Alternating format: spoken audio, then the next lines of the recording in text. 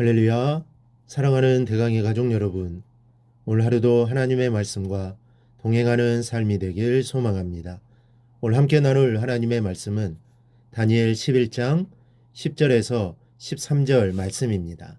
그러나 그의 아들들이 전쟁을 준비하고 심히 많은 군대를 모아서 물이 넘침같이 나올 것이며 그가 또 와서 남방왕의 견고한 성까지 칠 것이요 남방왕은 크게 노하여 나와서 북방왕과 싸울 것이라. 북방왕이 큰 무리를 일으킬 것이나 그 무리는 그의 손에 넘겨준 바 되리라. 그가 큰 무리를 사로잡은 후에 그의 마음이 스스로 높아져서 수만 명을 엎드러뜨릴 것이나 그 세력은 더하지 못할 것이요. 북방왕은 돌아가서 다시 군대를 전보다 더 많이 준비하였다가 몇 대 곧 몇 해 후에 대군과 많은 물건을 거느리고 오리라. 아멘. 세계의 역사는 곧 전쟁의 역사라고 누군가 말했습니다. 그만큼 인류의 전쟁은 끝없이 진행되어 왔습니다. 하기사 오늘날에도 전쟁이 진행되고 있는 것을 보면 인간이 살고 있는 한 이 전쟁의 포성이 사라지지 않을지도 모른다는 생각마저 듭니다. 요 며칠 동안 우리는 남방의 애굽과 북방의 시리아 간에 벌어진 이 전쟁에 대해 살펴보았습니다. 서로 물고 뜯다가 북방의 시리아 왕이 남방의 애굽 왕에게 크게 패했습니다. 그런데 참패당한 시리아 왕에게는 두 아들이 있었습니다. 그중에 형이 왕위에 올랐지만 그는 소아시아 전투에서 동료에 의해 살해당하게 됩니다. 그리하여 동생이 형을 대신하여 왕위를 계승했는데 바로 그가 안티오쿠스 3세입니다. 그는 다시 군대를 정비하여 남방으로 쳐들어갔습니다. 그런데 전쟁은 이미 이런 역사가 펼쳐지리라는 것을 예언했습니다. 그 예언이 기록된 것이 바로 오늘 본문입니다. 10절을 보면 그러나 그의 아들들이 전쟁을 준비하고 심히 많은 군대를 모아서 물이 넘침같이 나올 것이며 그가 또 와서 남방왕의 견고한 성까지 칠 것이요. 시리아 왕의 아들이 왕위를 계승한 후에 애굽을 공격한 것입니다.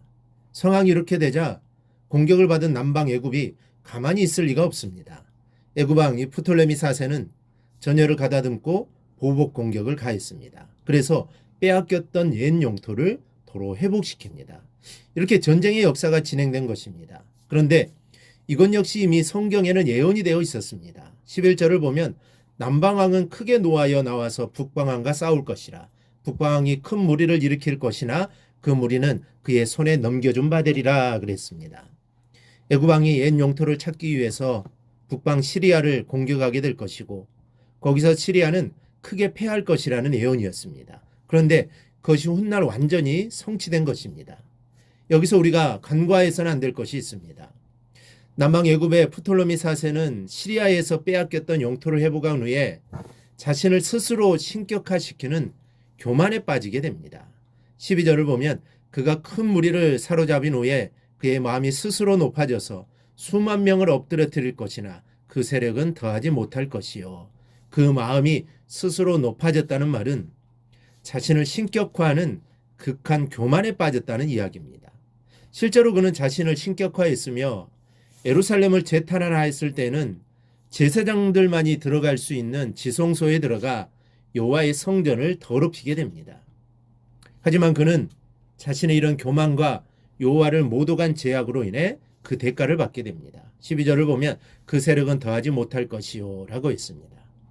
그는 갑자기 알 수 없는 이유로 말문이 막히면서 기절하였고 급히 본국으로 후송됩니다.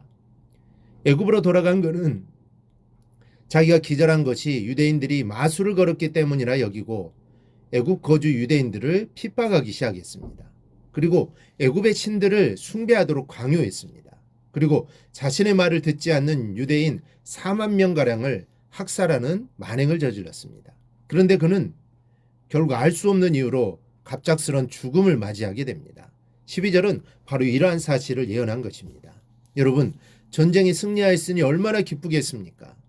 그러나 남방 애굽 왕은 교만해지고 말았습니다. 그것도 어깨를 으스대는 정도가 아니라 자신을 신격화시키는 교만을 부렸고 여호와의 지성소에 함부로 들어가 성전을 더럽히는 자가 되었습니다. 그러니 하나님께서 그에게 징계와 심판을 가하지 않을 수가 없었던 것입니다. 여러분, 내가 아무리 잘 나간다고 해도 아무리 높은 고지까지 성공하였다 해도, 아무리 큰 권세를 잡았다 해도 절대로 교만해서는 안 됩니다. 교만해지는 순간 하나님의 축복과는 담을 쌓게 되는 것을 아시기 바랍니다. 야고보서 4장 6절에 하나님이 교만한 자를 물리치시고 겸손한 자에게 은혜를 주신다고 하였습니다. 한마디로 교만한 자는 망하게 하시고 겸손한 자에게는 은혜를 베풀어 주시겠다는 뜻입니다. 사람들은 대개 자신이 타인에 비해 높아졌거나 또 성공하였다고 여겨질 때 교만해지기 십상입니다. 그러나 성경은 그처럼 교만에 사로잡힌 나라들, 그리고 교만에 사로잡힌 사람들이 하나같이 파멸의 구덩이에 빠져들게 되고, 그것은 그들이 한때 누린 영화와는 달리 영구적인 것이 될 것임을 경고하고 있습니다. 실로 성공했다고 해서, 일시적으로 형통하였다고 해서 교만에 사로잡힌다면 그는 파멸의 구덩이로 파고 들어가 영구적으로 거기 들어가는 것과 같기 때문에 정말 어리석은 자라고 할 수가 있습니다. 오늘 우리는 형통하다고 여겨질 때, 성공했다고 여겨질 때 우리가 어떻게 처신해야 할지를 깊이 숙고해야 합니다. 정녕 하나님을 경외하는 이들은 세상적으로 성공했다고 하여 마음을 높이고 교만에 사로잡히지 않습니다. 도리어 하나님 앞에 정말 미천하기 그지없는 자신을 더 정확히 보고자 애쓰고, 그처럼 자신을 성공의 자리에 세우신 하나님께 감사할 뿐입니다. 아울러 그처럼 자신을 높이신 하나님의 뜻이 어디에 있는지를 분별할 것입니다. 이와 같이 행하는 자를 하나님은 기쁘게 보시며 그를 영구적인 승리의 자리에 견고히 세우실 것입니다.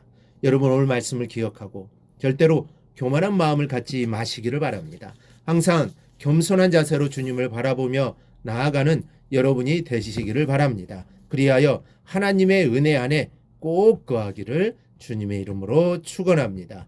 오늘 묵상한 말씀을 굳게 잡고 삶으로 실천하며 살아내는 대강의 모든 성도들이 되기를 축복합니다.